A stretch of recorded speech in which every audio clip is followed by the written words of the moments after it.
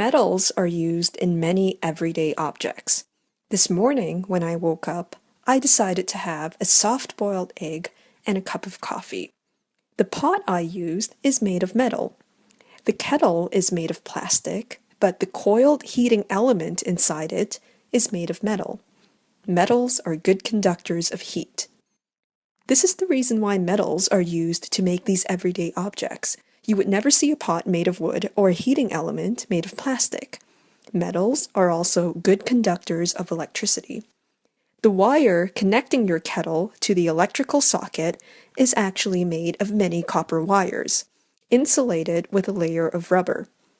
Think about the shapes of the everyday objects we described. The pot, the heating element inside the kettle, and the copper wires. Notice that they are very different. Metals are malleable. This means that they can be molded into different shapes. Metals are very ductile. This means that they can be stretched into wires. To fully understand these properties of metals, we must understand metallic bonding. When we talk about metallic bonding, we are actually describing the electrostatic attraction between the metal ions arranged in a lattice structure and the free-floating electrons around them. Since these electrons are free to move around, the term sea of electrons is also used. What is a lattice structure, and where have you heard this term before? Let's pause the lesson to think about this and resume when you are done.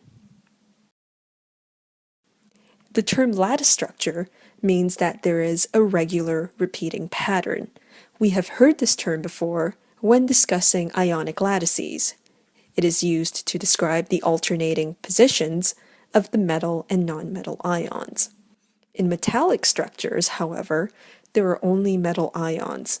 These metal ions are arranged side by side in a regular repeating pattern. The free-floating electrons act like a glue and hold the structure in place.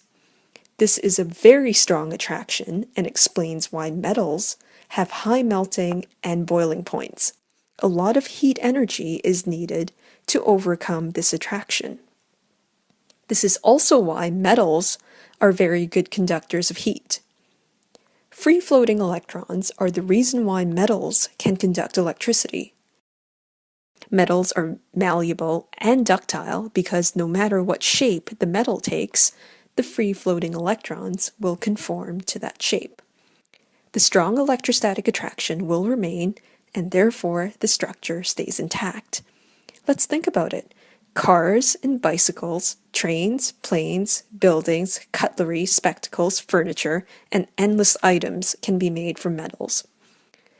To recap, the electrostatic attraction between metal ions arranged in a lattice structure and free-floating electrons is known as metallic bonding. This explains many properties of metals. They are good conductors of heat and electricity, have high melting and boiling points, and are malleable and ductile.